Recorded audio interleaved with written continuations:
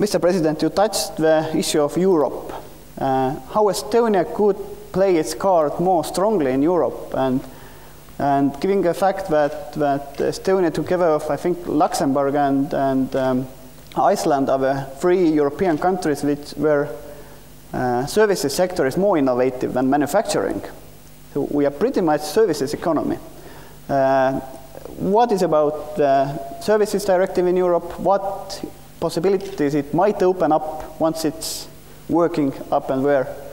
And as well as, yes, how we can play Estonian cards in this European playground, because we do know that very few European countries as well as companies can compete in global arena today, especially together with or compete with enterprises in the United States or in Asia. Well, my last job, I spent a lot of time very strongly pushing a more liberal services directive that was not allowed to pass because of the protectionism of larger countries in the European Union. I personally believe that having full and complete freedom of movement of capital without full and free movement of services gives a very unfair and protectionistic advantage to manufacturing countries where the quality of services often are very low, but which produce a lot of goods. If you can, a big old European country can come into Eastern Europe and buy up most of our water services, but water services are not permitted to be exported as a service. I think that's a fundamental flaw in the way we have approached the European the Europe Agreement. What can Estonian do is find more like-minded countries. But even with like-minded countries, we basically the new member states plus Finland, Sweden, Denmark, the UK, and Portugal. That was not enough in order to get the services directive where it should be, because it's quite clear. Countries like Estonia offer higher quality services in certain areas or a serious competitive threat. If you've taken a taxi in Brussels and you've taken a taxi in Estonia, you know that taxi services are we have a very strong competitive advantage in quality of taxi services. We may complain about our taxis, but go to Brussels. I'd love to comment on that as well. You know, we talk about what are your competitive advantages as a small country. Well, congratulations on being a member of the EU. I know that was something that President Ilves pushed hard and successfully for, and I think is a huge advantage now for Estonia, huge. Many things that happen in the European level are proportionate, so bigger countries have more votes than smaller countries, but not everything. So for example, when the communications ministers get together, every country has one communications minister, and in that forum, incredibly important forum, Estonia actually carries as much weight as Germany or the UK. So there are many areas where your voice is very disproportionately heard in Europe, and I think that's a great advantage and something that you'd want to try to leverage.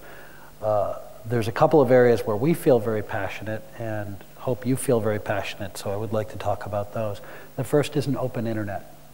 The internet is largely regulated today as part of the old telecommunications policy that was originally formulated in the late 1800s, back when they were first stringing copper wire around. That same set of regulations is what they try to use today to apply to the internet, and obviously it's broken, stretched past breaking, I would say. So what we used to define as telephony, who knows today? I mean, Skype is using your desktop computer to turn everything into bits and bytes, zeros and ones that go over the public internet, you know. So we need a whole new regulatory framework. And in particular, our concern is that the access providers are trying to hold on to their monopoly over your access to internet to pick and choose what services and applications you get to use. An analogy I would say is if the electricity company decided that they didn't really like being in the electric business anymore and were going to sell appliances instead. And their strategic competitive advantage was that only their brand of appliances would work. We don't think that would be very beneficial to the consumer and society at large. Well, that is, in fact, what's happening today in communication, where your ISP, your internet service provider, is picking and choosing which packets they decide they like and will let through.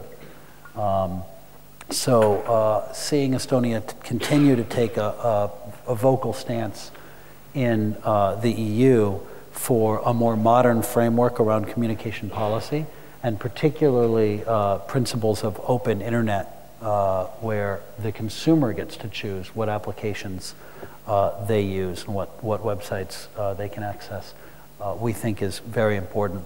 The second is the concept of a single market, building on what President Ilves has spoken about.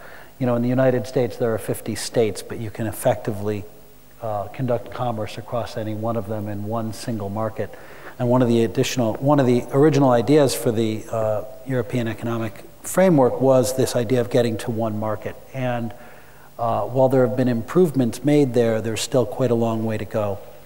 So Skype is a software company, and we are free to distribute our software in Europe as a Luxembourg company, regulated as a software company only in Luxembourg. However, if we wanted to provide more sophisticated communications products, which we don't, if we wanted to, we would then be a telecommunications company. And guess what? We would be subject to 27 different regulatory frameworks, one per country, each one being costly and cumbersome, which means that Skype does not participate as a telecommunications company and cannot offer to our customers as much as we would like or we think our customers would like from us. So moving to a real, true single market framework in Europe, we think would open up a lot of benefits to all of the consumers in Europe, but especially smaller countries like Estonia, we think can benefit, and we appreciate your support in the EU for that.